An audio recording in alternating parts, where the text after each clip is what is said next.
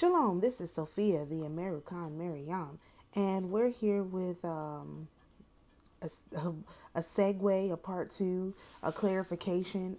We're going to go through this Kebra Nagast pretty explicitly, so nobody can say that the conclusions that I've drawn are coming out of anywhere other than facts. So let's go back to this page here. And this is talking about how Makeda was the virgin queen of Saba. This video specifically about that term Saba. So here we go. We have the name Saba. It means old or ancient, like the old world. She was the queen of the old world. And if you watch any of Carrie Mo's videos, he specifically says that the old world was America. And also how they took Saba and somehow turned it into Ethiopia remains to be seen. I mean, there's no explanation for that. And if someone has it, feel free to leave a comment. So it says Saba has an Iranian origin. How do you have two origins? I mean, anyway, which means the pleasant breeze that comes from the east. It also means the messenger of love. Okay, so in the concordance, Saba means to be sated, satisfied, or surfeited, or the NASB translation, became satisfied, become weary, being satisfied continually, drink their fill enough, feed them to fulfilled. A lot of look, have abundance, have enough. This is the place of the land of plenty, right? Basically, would be another way of understanding the term. So Saba is a Muslim girl name. This is as a name from the Arabic language. Saba means morning breeze, spring breeze, or zephyr. That term zephyr is very interesting because, of course, I'm in Florida and there's a water called Zephyrils. Morning breeze or spring breeze. So zephyr specifically means a breeze from the west or a gentle breeze. This will be the first piece of evidence I have that the Ethiopia that they call in this book is actually DC. So let's look at the wind direction. This, as you can see, comes from Weather Spark. It says this section discusses the wide area hourly average winds. Okay, let's go down to the third paragraph. The windier part of the year lasts for 6 months. That's almost the whole year. It's very, very windy in DC. From October 21st to May 9th, especially during the winter. And I can tell you, as a former valet, I've been outside from that during those time periods, especially where I worked. I worked at the National Harbor. I was on the river. Actually, I've always worked on the river. I worked in Crystal City. I worked in, of course, where I'm from, all on the river.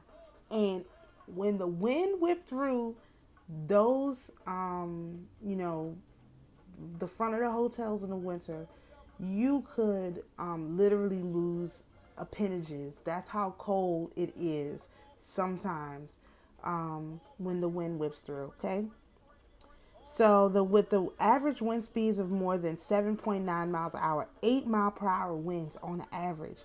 The windiest month of the year is March with an hourly wind speed of 9.6 miles per hour. The calmer time of the year lasts 5.4 months from May 9th to October 21st. And of course, that is basically saying that when it's hot, there really isn't a breeze, which is true. It's very hot in DC in the summer, unless you're on the river. The calmest month of the year is July with an average hourly wind speed of 6.1 miles per hour. As you can see in this chart, it shows you the wind speed, which is very windy, right? So the prominent hourly wind direction varies throughout the year. So now keep this in mind, because as we saw in this previous morning breeze, spring breeze, a gentle breeze from the west, we want to focus in on the wind direction, because if Saba means zephyr and zephyr specifically discusses a wind from the west, we want to understand what that means. So the wind most often from the north for 2.1 weeks from March 8th to March 23rd with the peak percentage of 32% on March 10th. The wind is most often from the west 1.2 months from March 23rd to April 27th for 3.7 weeks. From June 28th to July 24th for 4.9 months, from October 12th to March 8th. So literally, I don't know why they said it's only 1.2 months. It's 1.2 months plus 3.7 weeks plus 4.9 months with a peak percentage of 35% on July 8th. And from the south, it comes from 2 months, 4 months. That's 4 months. So basically, most of the wind in DC comes from the west. And what's west of DC is basically the Midwest, the mountains, probably coming down from Canada into.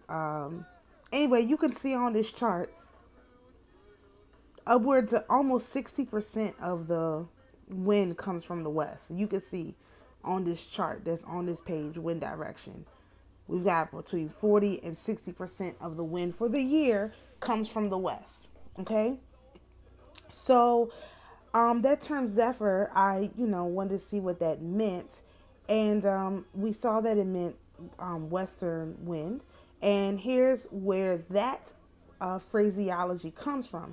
In Greek mythology and religion, Zephyrus, also spelled Zephyr, is the god and personification of the west wind, one of the several wind gods, the Anemoi, the son of Eos, the goddess of the dawn, and Astraeus.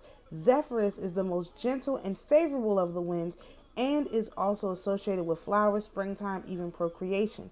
In myths, he is presented as the tender breeze, and he is known for his unrequited love for the Spartan prince, Hyantheus, whatever. Although he, along with Boreas, are the two most prominent wind gods, their role in mythology is limited. And so you have this tied in with the Greek. This Greek tie is going to support my thesis that Makeda was actually an oracle.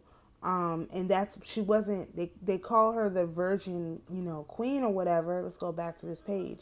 They call her the virgin queen, but I really think she's an oracle. And so, this is how you get to that, because you have her being the queen over the western wind.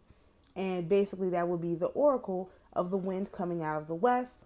And of course, the west is America. So, that's going to be all in this video. And in the next video, we're going to go into the introduction, and we're going to take this piece by piece.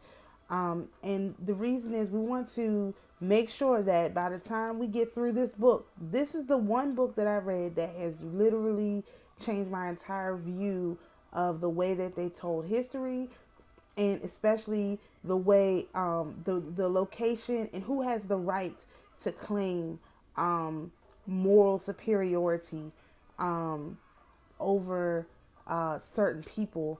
And hopefully by the end of this research study, we will boil it down to the moral superiority goes to the oracles, whoever they may be. And they could be black, white, orange, green, yellow. That's not the point. The point is with the women, the daughters of Zion.